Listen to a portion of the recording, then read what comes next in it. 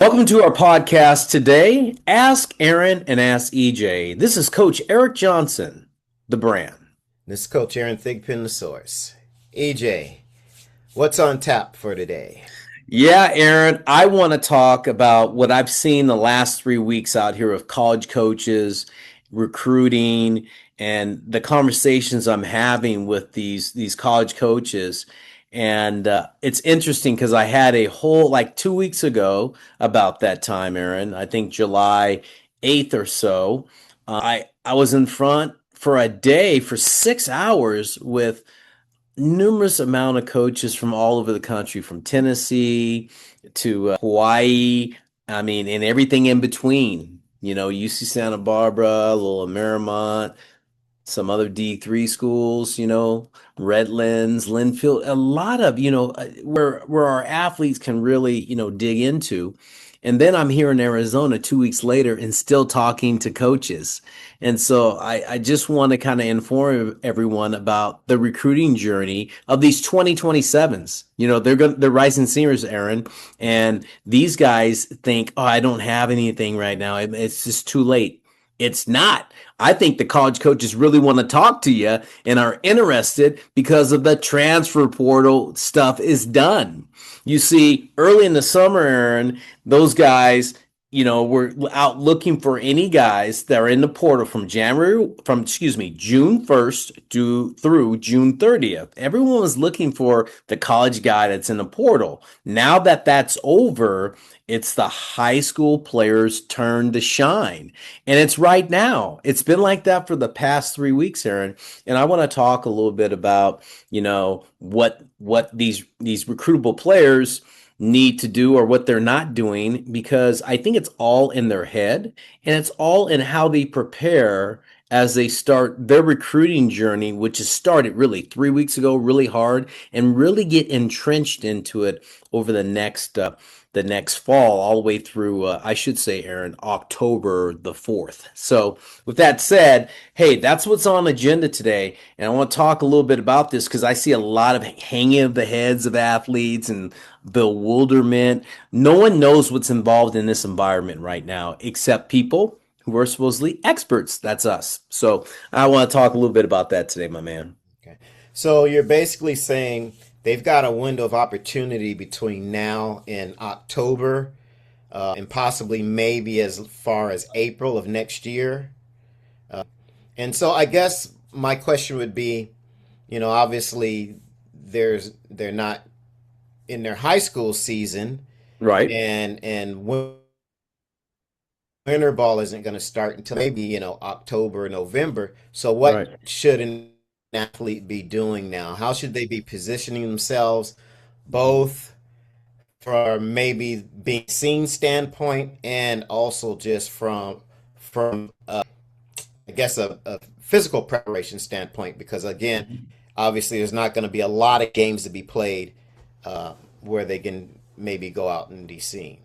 Right. So, basically, at this time, there's a lot of all the tournaments across the country, Aaron, are being scouted by college coaches at every level right now, Mm. and they've been doing that since the portal stopped. Where June 30th is last day, and you guys Mhm. want to get in the portal, and that we're in college. So July 1st, everybody's been out, and they're looking for high school players. High school players get so discouraged because the college coaches didn't respond back to them in June. Well, they were too busy. The recruiters were busy, head Mhm. coaches are busy. So the guys need to really reach out right now, all the way through from now until the next year, Aaron. They should be on these college coaches, getting their analytics together, getting their videos together, and all the information they need, their transcripts, all that. It should be to these guys because they are now building their high school board again.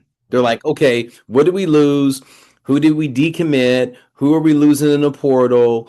It's like a fresh start for these guys. And I see a lot of kids going, God, what's going on? I haven't heard anything. I haven't seen anything. But I'm going to tell you, Aaron, in the past 3 weeks, I've talked to so many college coaches about players on our team, let alone players on other teams, about, hey, I just need to talk to this kid. you know? And I think a lot of kids in the summer, they're traveling, playing tournaments, going to showcases and stuff. It's terrible follow up on the player's part. They don't follow up. They get so discouraged because, oh, he didn't talk to me. Well, if out of sight, out of mind, if you don't make that first step, they're not going to find you. And I think everyone's waiting for the college coach to find them. That's the wrong mentality in this environment now.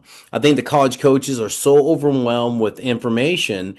You need to get in front of them by communicating via, whether it's text, Twitter, all that stuff, all the social media platforms that are out there. And also, just, if you find their cell number, text them a message and let them know who you are and put down your key analytics and stuff that you need to know, plus your GPA and your SAT score. So I think it's really important that guys not give up and really dig in right now because, Aaron, in about 2 weeks, the tournaments, so-called tournaments, are going to stop. And there's going to be these showcases that are going to come up before the college coaches get back on campus. The next 3 weeks to 4 weeks are super important for those athletes to understand where those coaches are going to be. They're going to be all over the place. So, they got to dig in right now and really, instead of sitting around not doing anything, they do their homework right now. So, and from a getting in front of the eyes standpoint, what time of year is that? What's going to be that next great opportunity for them, Okay. where these coaches are going to get back on the road, I guess, for lack of a Right. better term. Right. Right. And how big is that window? Because what I'm thinking is, okay, well, you've played full year baseball, you're just finishing summer. How do you reset? Right. And so that you're ready for some of this early action that you've got to be ready for, just in case you get in front of the right people. No question. What So, does that look like?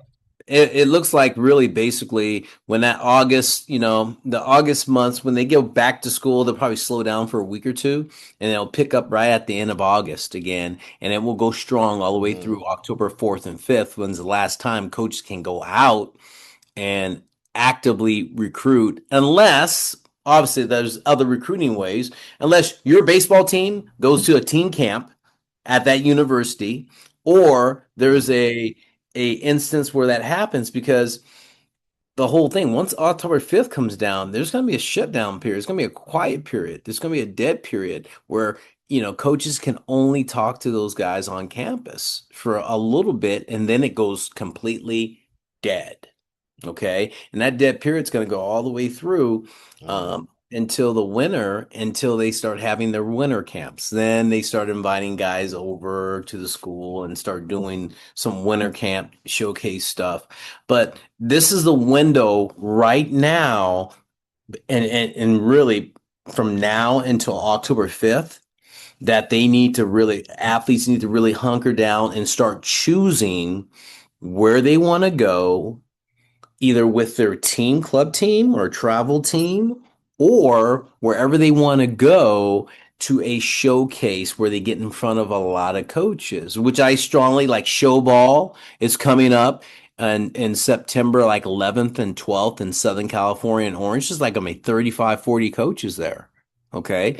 And that would be a great one. And then there's another couple that are back east too, that if you're one of those athletes that wants to get out of the West Coast and wants to get back east, you need to be at these events. So there's opportunities, but I think strategically, as you and I always talk about managing an athlete, you need to know what's going on, athletes and families, to understand where you need to be or where you're going to have the most eyes on you. It's not always going to a like perfect game showcase or a PBR showcase because coaches may not be there. But you got to figure out what's the best place where all of them are going to be and go to that event. I think you need to have at least 10 to 25 coaches watching you if you go to an event. If you only have like six coaches watching you, I think you're wasting your time. I think you need to have in the teens, in the 20s at these event showcases if you decide to go individually as an athlete. Yeah. And then here's another thing too, Aaron, and I want to talk about the back end next year, okay? Mhm. 2027. From the time high school, when they start talking to these athletes again, like in April, early April to June, there's going to be another period of recruiting. And the reason why it's going to be like that is because kids, the coaches, college coaches are going to know what kids or athletes in their college program are going to leave. They have a clue, like, hey, this guy's leaving, they heard it, and they're gonna go actively go find somebody. You and I had an athlete who got a roster spot and got academic money in June, and you know who I'm talking about. He did, and I told him, I said, here's gonna be your period. And I said, you got to trust us, Aaron and I, what we're going to do, but this is your period. And lo and behold, what happened? That was his period, Right. just because he managed it well and we saw what was happening in the marketplace. So I tell parents and players out there, understand the marketplace, what's going on, who to contact. Who are some of the where are some of the best places where you can go that you've communicated to prior that can cross you off on their list or add you to their list to possibly have a chance to play at the next level, collegiate baseball. By the way, all levels are good now, Aaron. It's no like, oh, this is a little weaker than this one. No, they're all good. You have this transfer portal that made college baseball good now at all levels. So, that's what I'm thinking a little bit. I mean, it definitely, Aaron, it definitely has changed a lot. And the pro game, the draft, and all that stuff, and the NCAA rule about NIL and the portal, all of that together has changed college recruiting forever. And I think people need to understand that. It's not like it was pre-COVID. It's not. NCAA's put laws into it like 5 for 5 years. Yeah, that's an advantage for these athletes and stuff. But your clock starts once you turn 18 or you step on that campus. Yeah. That's the difference. You won't see the 25 and 26-year-old player anymore at D1 baseball or D2 baseball anymore. You're not going to see that. They got 5 years, complete five, and then when you're 18, it starts. Bam, right there. So, understanding that a little bit more out there to all you parents and players, understand the rules, understand what all this means, and they can go to ncaa.org to get this information, especially now since there have been new laws instituted in the past month about recruiting. Yeah. And you raise a good point that you've got to start to take it upon yourself to keep up with this ever-changing landscape. And like you said, go to the NCAA website so that you can understand some of these rules. I know a lot of people in sports kind of get their information in the bleachers, from parent to parent, Right. word of mouth. But sometimes a lot of things get lost in the translation, and there's maybe some fine print or loophole that you can use to your advantage based on your situation, or at least give you a better idea on how to strategize put together your recruitment Right. strategy. Right. So, do your homework on that. Don't kind of just assume, okay, well, you've heard this and that, and it's 5 and 5, but there may be some kind of carve out. There may be some other, you know, extenuating circumstances that might apply to your athlete. All of those things. Or you may, I don't know, maybe have less time than what's stated. Right. Maybe you're thinking something else. You also need to think about who that applies to right now, too. You know, so all of those things you gotta just take the time and find that out and see for yourself. And if you're not sure about all that, then ask an expert. Ask someone, you know, in the business, not just, Right. what, some parent says in the bleachers during a game. I hear a lot of bleacher talk, and it's funny. I start laughing, Yeah. and I go, that's not necessarily true. That doesn't apply now. Yeah. My son did this. I was recruited Yeah. this way.